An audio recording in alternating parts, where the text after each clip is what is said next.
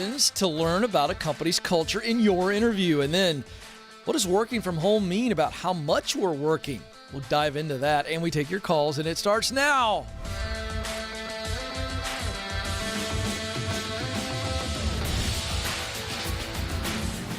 All right, here we go. Coming to you live from Ramsey Solutions Studios in Nashville. You are joining a conversation about who you are, what you were created to do, where you want to do it, and how to get there.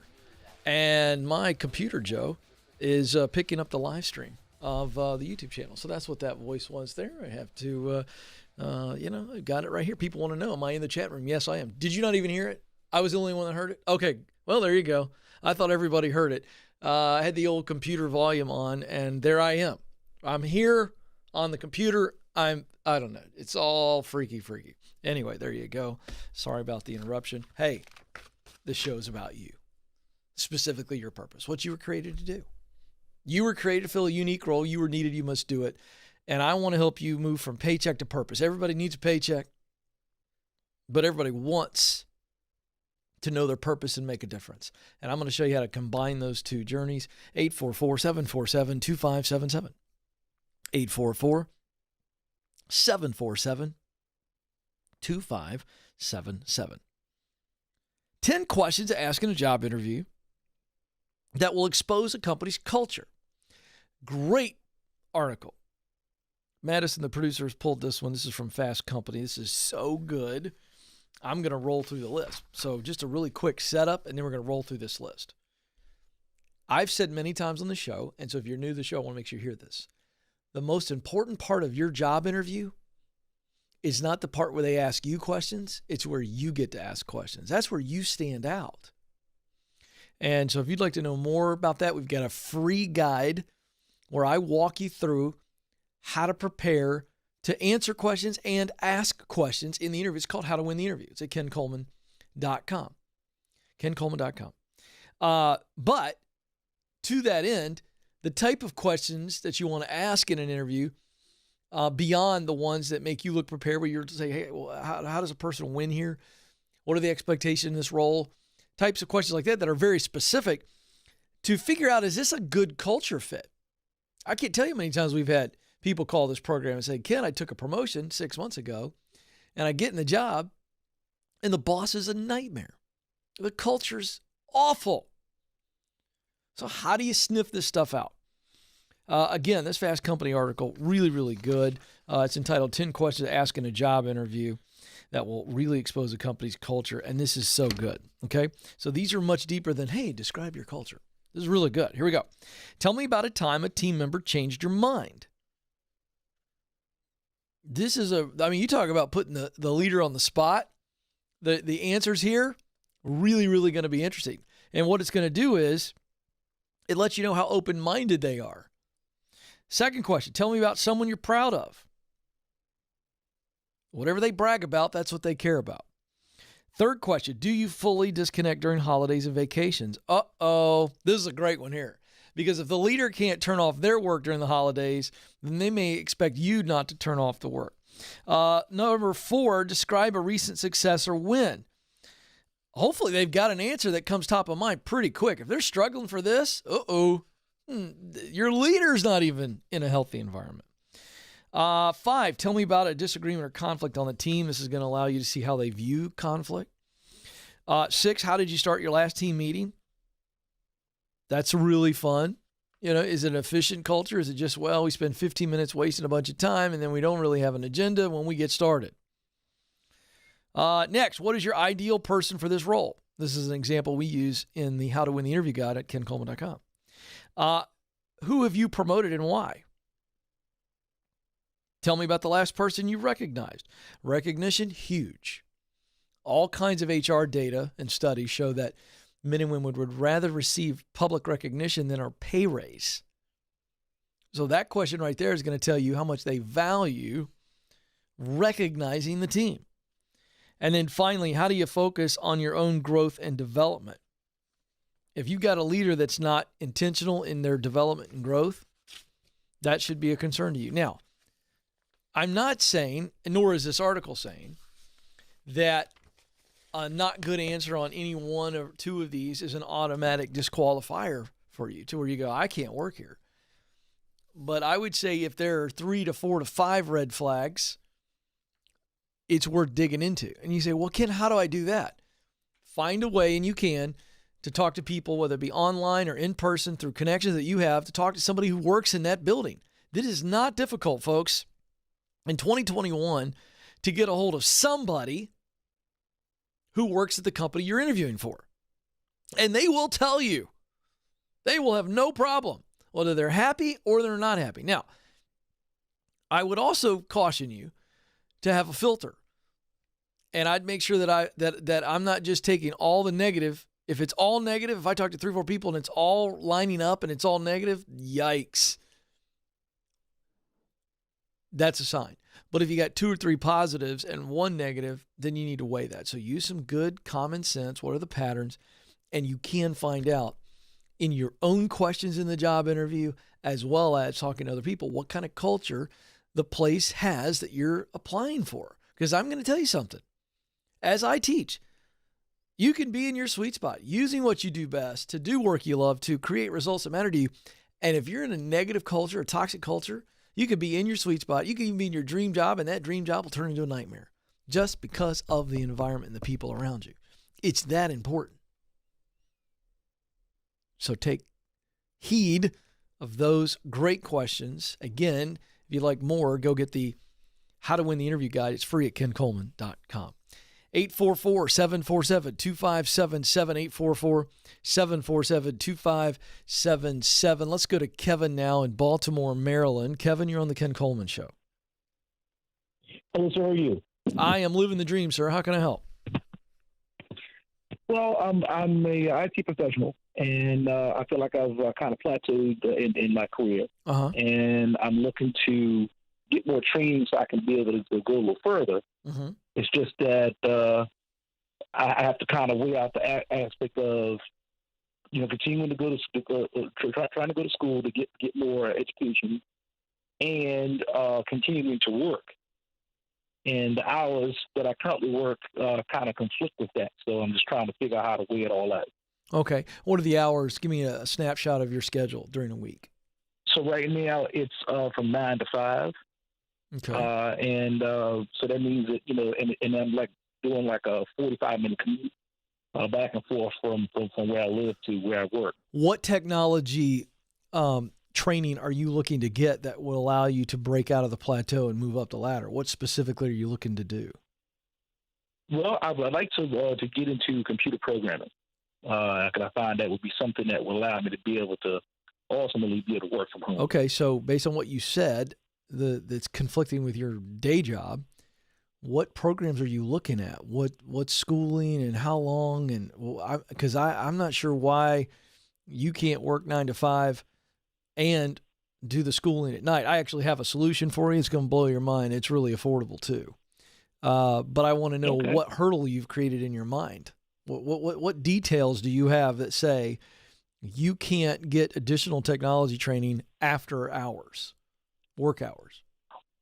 Well, I find that I'm the type of guy that I'm more hands-on, so I try to I'd like to be able to have more aspects of where I can be able to do the work on a regular basis, and the fact that when I come home about 5 o'clock or so, I don't get a lot of time to really get more hands-on experience working it, because most of the roles that I'm seeing now. Well, wait a second. I thought you said you needed additional education, so the actual training. Now it sounds like you're talking about getting hands-on extra work in the area of programming. Well, yeah, it's a little of both. So it's like it's the actual experience as well as the actual hands-on because of the roles that are out there. Okay, so let me jump ahead, and I think I'm going to solve your problem for you. I don't know how long you've been listening or watching the program, but Bethel Tech. Oh, quite a while. Okay, good. You heard me talk about Bethel Tech. I've had their CEO on the program. Yeah. Okay. Listen to me. As soon as this call is over, in about a minute and a half or so, I want you to go to betheltech.net/Ken. Is that right? That's the actual page, betheltech.net/Ken. And you can just get on that page and kick it around, but you can get on the phone and talk to them. Say, literally, I called Ken. I was on the air with him today. I want to go into computer programming, and I know that I need some additional training, which will get me qualified. Is that correct? Yes. Okay, here's the good news. Bethel Tech can train you online. That means you can hold down your day job. There it is right there on the screen for those of you watching. You can go to Bethel Tech, and in 9 months, online, still keeping your day job, you can get all the programming qualifications that you need, and they've got a 75% placement rate. They don't just train you, they place you. And you're talking about making really good money coming out of the gate, and then within a year or two, you could be making six figures. Now, they also will allow you to pay your way cash, and so they'll give you even a bigger discount. So it's less than $15,000 if you're a Ken Coleman Show listener. Because if you pay cash, and maybe you need to save up, maybe you need to sell some stuff, but you can cash flow your way through this and get that additional training, and they're going to get you placed, my man. Listen, they're not just an advertiser. I consider them a partner because so many people can move into tech, even if you have zero skill at all. So I want you to start by having a conversation with them. If it's not for you or you don't feel they can give you the training you need, then that's fine. But the reality is that you need to figure out what's most important first. Do I need some additional training, which is the educational piece, so that then I can get some additional experience? But the reality is that my answer is going to be pretty much the same depending on which way you go. You're going to have to hold down the day job, brother, and then you're going to have to lose a little bit of sleep. You're going to have to go a little harder and work a little longer for a season until you get that experience, which will open up the door for you. I mean, look, I ran my own business and then did a radio show 5 days a week. Okay? So it was hard, and I've been there. But there's only one way, folks, to get up the mountain. You ready for the answer? Here it is. There's only one way. You got to actually climb it. There's no elevator. There's just not. There's no escalator. I wish there was. There's no elevator or escalator up the mountain, which we're talking about is your dream job, your professional pinnacle. There's no elevator. There's one way to get up. Climb it. And when you're climbing, I got news for you. There's going to be some rock falls. There's going to be some avalanches. There's going to be delays. There's going to be storms. You're going to have to hold on the side of the mountain sometimes just to stay with it. That's just the deal. That's just, I'm never going to be the guy that sells this motivational gibberish. You could be awesome if you just try. Bull crap. You can't be awesome unless, number one, you have the talent and you're willing to put in the work to get better, which means learn and do, and then keep showing up and keep connecting. I don't give a crud how awesome you think you are. Awesome isn't your birthright. Awesome isn't going to get you up the mountain. It's good old-fashioned hustle and grind it out. I'm just not going to do that. I'm not going to lie to people. I'm just not. I talked about this the other night with my kids. We were watching some of the they wanted to go online. They were on YouTube looking at these early clips of American Idol when Simon would just rip these poor kids who couldn't sing, and they were like, "Oh my gosh, that guy's so mean." I go, I don't know if he's mean. He's telling them the truth. Could he have said it a little nicer? Sure. But these poor kids have been lied to by their parents and their friends. Mama, can I sing? Yeah, baby, you sing like a bird. Yeah. Like a vulture that's had its neck stepped on. That's what you sing like. What are we doing here? All right, I'm not going to go on a rant. 844-747-2577. Adelina or Adelina? Which one is it? Adelina joins us in Boston, Massachusetts. Adelina, you're on the Ken Coleman Show. Hi, Ken. I believe yesterday was the first time really. I probably saw you on a YouTube video, but never paid much attention until my desperation, which was which was what you're speaking about. How do you find what you're supposed to be doing? Oh, yes. I've tried every app. I've done so many things. Yeah. I'm good at a few things. Yeah. I've applied myself, but things never seem to work out for me. I'm in a conundrum. All right. Well, this is very exciting. How do I find my purpose, Ken? All right. So I'm going to teach you. All right. We're going to walk through this, and then I'm going to put you to the test, but you got to promise me over the next few minutes that you're not going to think about your answers. You're just going to say what comes to the top of your mind. Do you understand what I'm saying? Okay. Are you in? Yes, I'm 100%.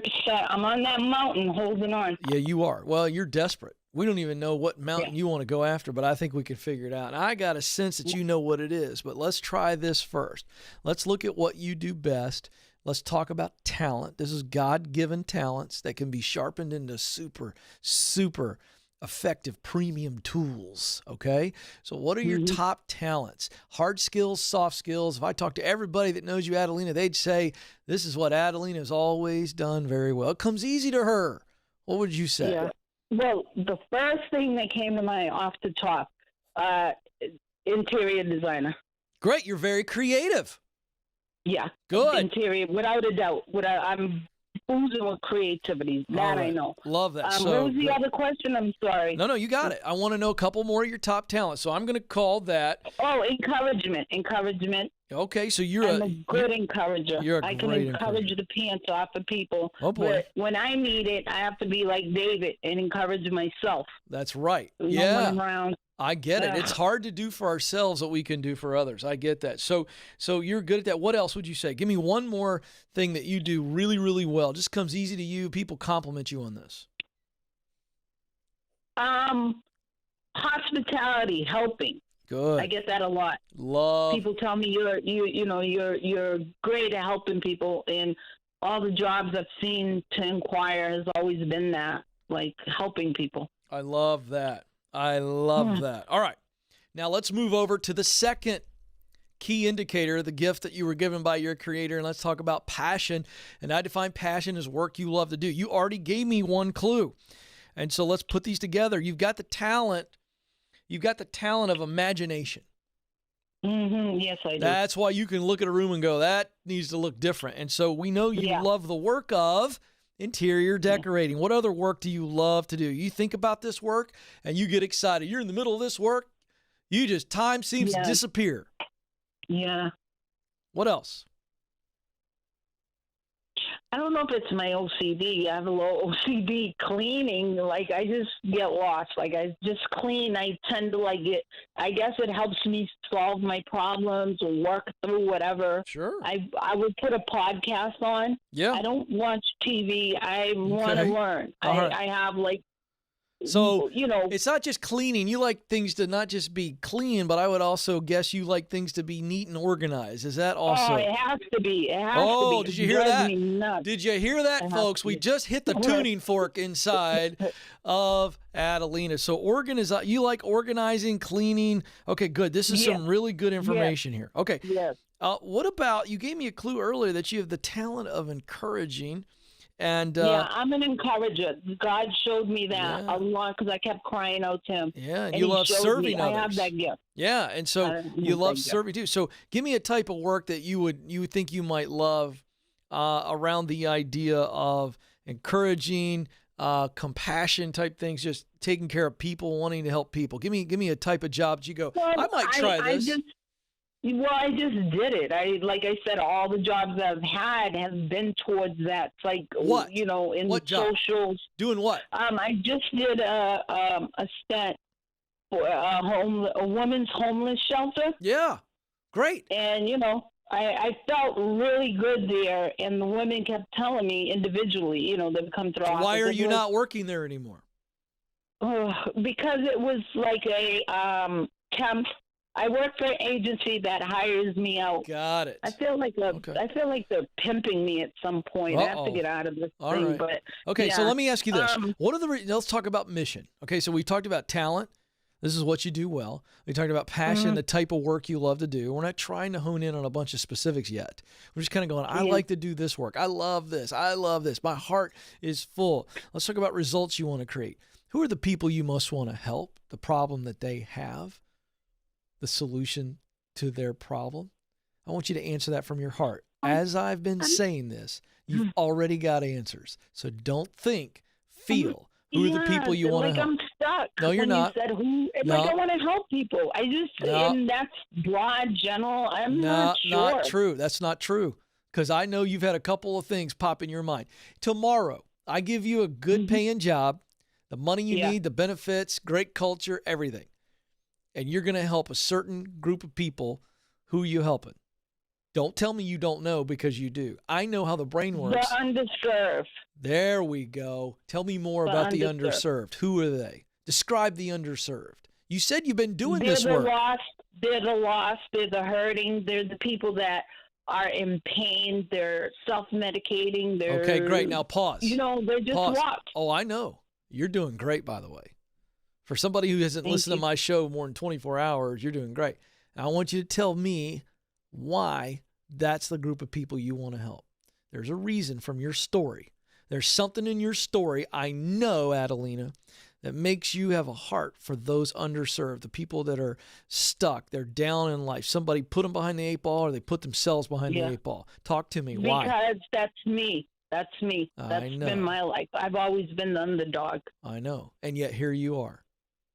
Here you are. Everybody, like you said, if you were to ask them, like people who know me, oh, she's strong. That's all I ever get from people. Oh, you're so strong. Even people I don't know, they're like, you're strong. And I'm like, dang it, I'm tired of being strong. I just want to curl up and just have a pity party, but I can't. No. I can't afford to. No, but what if I told you could afford to be strong and give that strength away to somebody else who doesn't have what you have? They've not made it through the storms of life that you've made it through. What if I told you could get paid? And I've been through storms. I know you have. I know, but you didn't answer my question. You didn't answer my question. What if I told you that you could get paid, you could make a living giving your strength to others? I want to do it. I'm in. This has been, Ken, this has been my conundrum. I don't know how to get past a certain threshold. As I told your assistant, which is wonderful, by the way, she was great. I feel like my life has been chutes and ladders. I go up a couple of steps, and then I get knocked right back down to square one. Why? What? You need to be really gut level honest. No, why? It's just life is just picking on you. I don't buy that. Have you had some people do some things to you that you didn't deserve? I do buy that too. But I want to know why you feel like you keep getting knocked down. You get on a ladder and you get knocked off. Why? Ken, honestly, I don't know. This is my conundrum. If I knew, I would be trying to fix it. Oh, you know. I don't. All right, so here's the deal. I believe it's your belief. I believe it's your belief in yourself. Anybody who's been through as many storms as you have, and we're talking about a lot of storms, and that'll really shake a person, right? Yeah. It's really hard to get stable. But what you got to focus on is getting stable, not moving quickly. And so I'm telling you that, and you're brand new to the show. So this is all brand new to you. Okay. But I think you're there. I think you're ready to answer this question. All right. And then I'm going to tell you the next steps you need to take. I don't want you to have any doubt or fear, because it's going to try to stop you right now. So Adelina, you've already learned enough about yourself. You and I've talked. What would you do tomorrow if you knew you could not fail? But you didn't have to commit to it for the rest of your working life, but you just knew this is going to be a really fun work adventure. I don't have to worry about money. I don't have to worry about benefits. I don't have to worry about my rent. I don't have to worry about utilities. I can just go do this. What would you do tomorrow? Say it. The first thing that came to my head was design, interior design. That's what I was hoping. Because at the beginning of our conversation, your heart was overflowing and you just couldn't get it out fast enough. And so you have always been a creative person. And so if you're in Boston, Massachusetts, there are a lot of interior designers. Okay. Now I know COVID is different in every state in the country and lockdown. And I know that there's at least natural hurdles, but here's the reality. There are many successful interior designers in the Boston, Massachusetts area. I want you to do 2 homework assignments. Homework assignment number 1 is, what type of certification or qualification, is there any kind of training that doesn't require a 4-year degree, because it doesn't, but what are the types of ways that I can get some type of training and certification in the area of interior design? That's your first homework assignment. What is it? How much does it cost? How long does it take? Now you got some facts, right? You can work a plan if you got some facts. Second, Ken, I don't mean to. I've done that piece. I've so you're already qualified? I went to school. Great. And my thing is, I have a learning deficit. I hate saying disability, but Doesn't I matter. have a learning deficit. It was tremendously hard, but I got through it. But you did it. So Adelina. I graduated. I have a certificate, but good. But what? So now let's move to my second homework assignment. I'm going to give you a free copy of my #1 best-selling book called The Proximity Principle, which says in order to do what Adelina wants to do, she's got to be around people that are doing it and in places where it is happening. That means you got to get around interior designers and get to know them. You got to maybe potentially go and even volunteer if you have to. You got to work 2-3 jobs. Hard life is nothing for you. It's nothing. I live a hard life. I know. So you're strong enough. You go start working part-time or a full-time hourly job for an interior designer, even if you got to answer the phones and be their assistant. You've already got the training. You go, hey, I want to do what you do. You work your way up. Your mission right now in life is to get a job or connect with, and it's both and. It's get a job or begin the process of connecting with people that are in interior design and let them know your passion to do this. And you get on, I don't care what you got to do to get in the door, but once you get in the door, Adelina, then that natural creativity is going to come alive and you show them how awesome you are and how strong you are. And people want you to be a part of the team and they're going to invest in you. And you go to work for an interior designer is your mission. And you stay. I don't care how tough it is, you stay. And then you're going to get to a point eventually where you probably launch your own company. This is not going to necessarily be easy, but it is a simple step. You just got to get really serious and do whatever it takes to keep your nose above the water, and you've been doing that for a long time.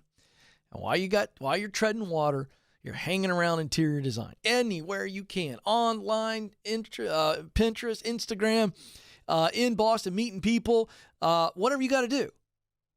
And eventually the opportunity is going to pop. It's going to come your way. All right, quick break. When we come back, oh boy, more data on this work from home. What to do about it? It's a trap.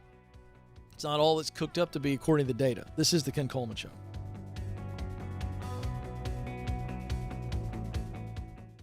We were drawn to Christian Healthcare Ministries because we both had young families and we wanted to have more children.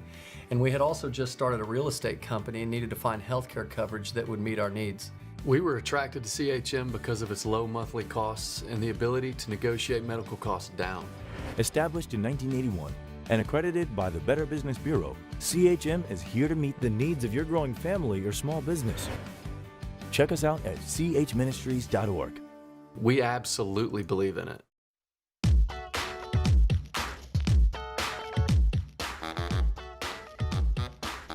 Welcome back. This is the Ken Coleman Show, where we help you get unstuck and then get on purpose.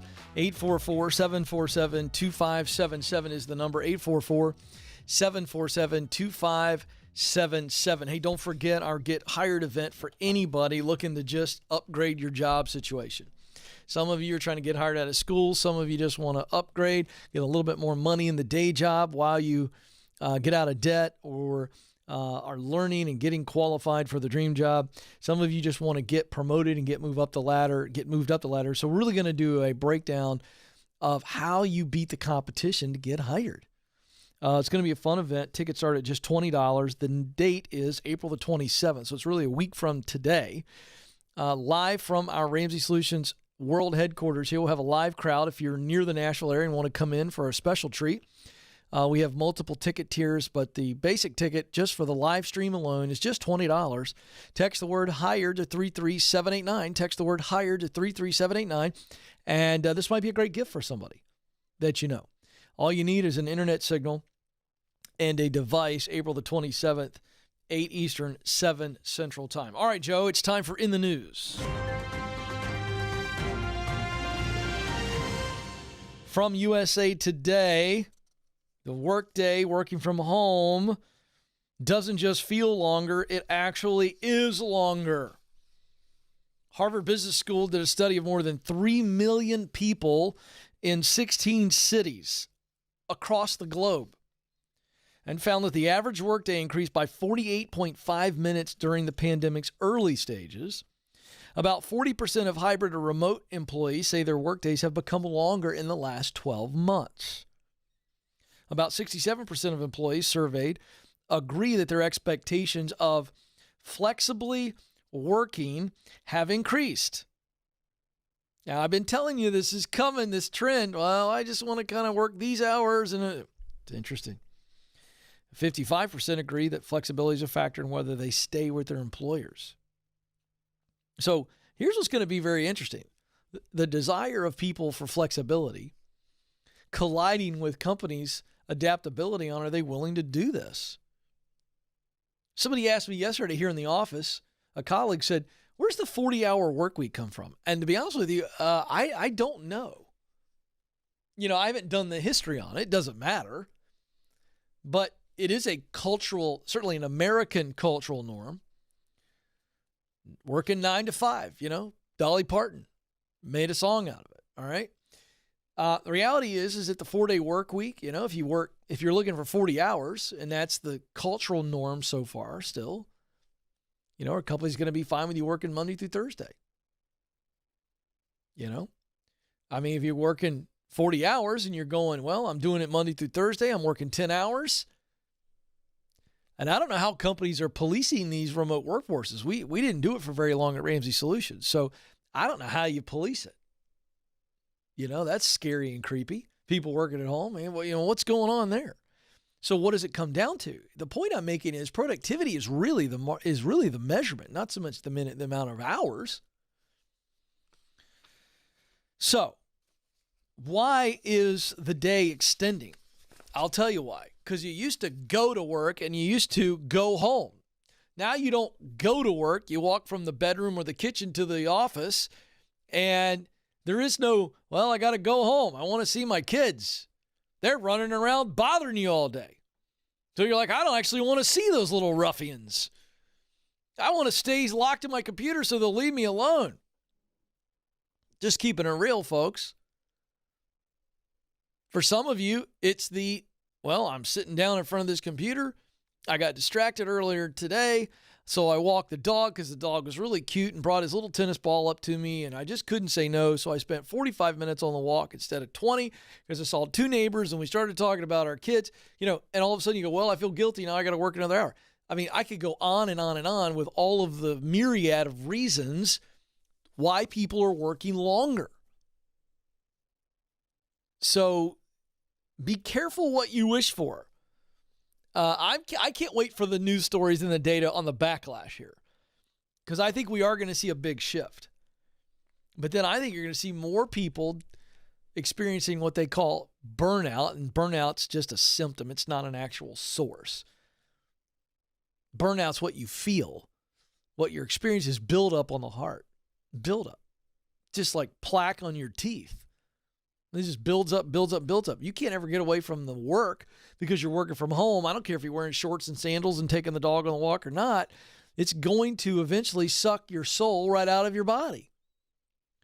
Not to mention the fact that we are relational beings. We are made to relate, made to connect. And that's why we're seeing depression and suicide skyrocket among school kids.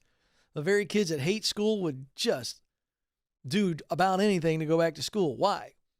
Because they need community. They need relationship. You lock a kid up and they can't do anything but play online, and that's what you're doing on Zoom. It's not good for you. So I'm not anti-remote work. I'm saying the data shows us that people that are working remotely at home are working more.